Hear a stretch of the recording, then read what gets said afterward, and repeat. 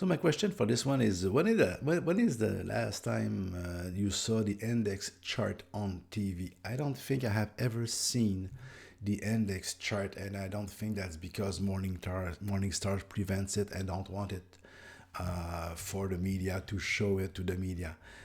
I will show you a graph, and it's not the perfect index chart. I don't have it on screen right now. But if when you look at the chart like that, it goes from the 1900s to 2018, and you look at the stock market, and it's not even the index chart with all the stuff there is into it. We have a sense that yes, it's fluctuates, and now you can see the 90% decline of the stock market in the 1929 is more obvious than ever.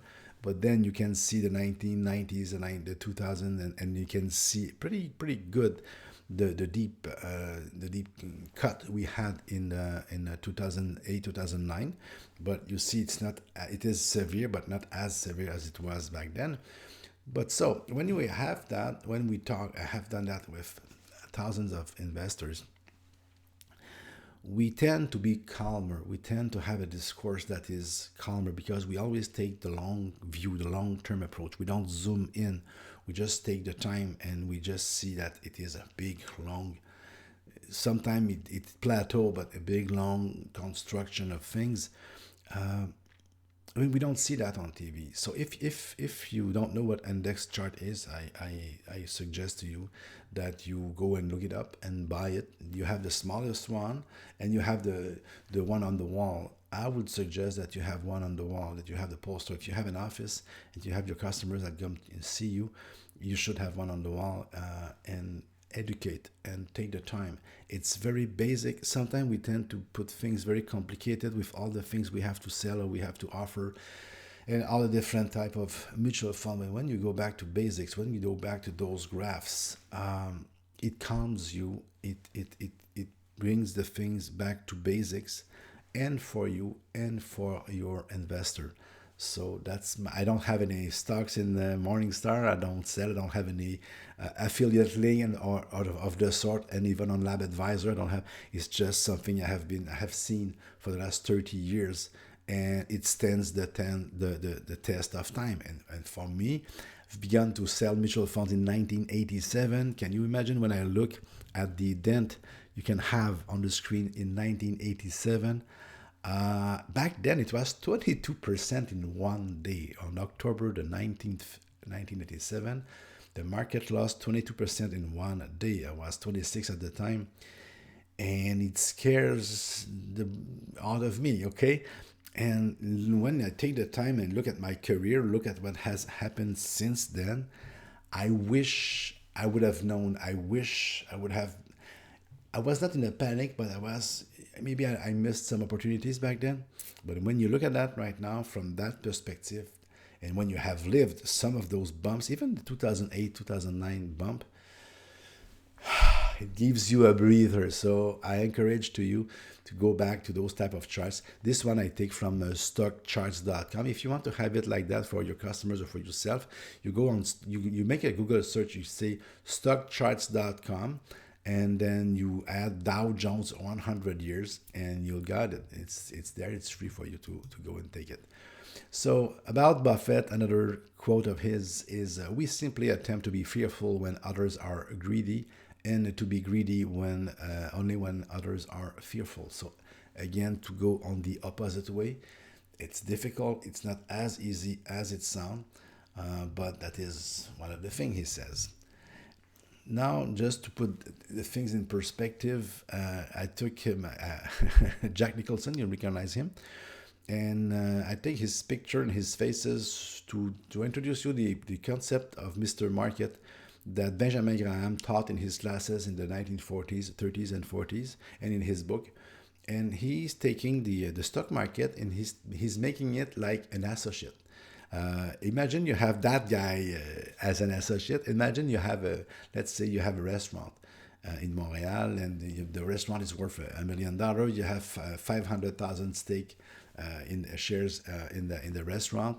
And it's a silent partner. He's just there. He lets you run the business, but he's just there. He's put his cash.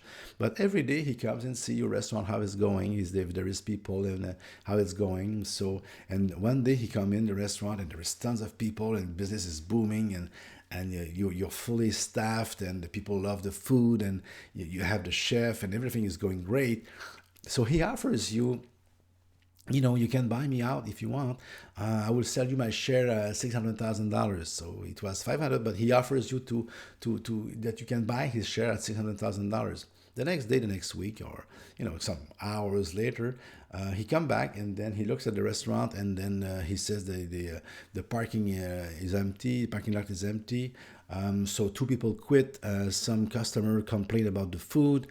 So he's very depressed about what he sees and he's not sure. And then he heard that a rumor that a competitor, St. Hubert, will open in front of us in the next year. So he's very, very wary. So now he offers to sell you his share because he's depressed. He's like the guy on the right. He's very depressed and he offers to sell you his shares at $400,000. So if you had a business and you have a partner like that was all continuing nagging you and going to ask you and to tell you how much he wants to sell or to buy or to what have you, you will not be happy to be in business with somebody like that because it is distracting. And you say, hey, come on, we take a long-term view. It's a restaurant, we're there, blah, blah, blah. You will have the mindset of an owner of a business and you will let go of that crazy way of acting. And that's how Benjamin Buffett, that's cute. Benjamin Graham wants us to think about the market. He says, call it Mr. Market. He's your partner. The only time you need to pay attention to him is when you want to do something real about a business. The rest of the time, just mute him and close the door and don't listen. Don't listen to what he has to say. So, and that is the point. When you we'll see in the next session to buy a business and not a stock. When you are in the business of investing and you want to buy a business, you take the time to make the decision. But after that, you don't worry about all those moods. So that is why the first advice that Buffett gives is stay away from the stock market and do not worry about the economy. A good business for Buffett, the economy will always be changing. It's impossible for him to predict what will happen in the economy in the next year or 2 years. But a good business will survive. A poor business will die. So he says the economy goes up and down. It is cycles, and the good business will always be there. And don't worry about the stock market because the stock market is only there for you if you want to buy or you want to sell. The rest of the time, don't worry about it. Okay. So see you in the next. We are going now into the more detail. We have taken part a bit about the emotion part, how it's important, how we tend to not to be affected, but we have to shut down. I think that the nicest ways would be to shut down a bit of the news and just to concentrate on what we want to have, what we want to keep as an investor, and concentrate of the business side of the stock market, and don't worry about all the movement and all the freezing and emotion. Because when you go back to the index stock, when you go back 118 years ago, you see that we have been through harsh time.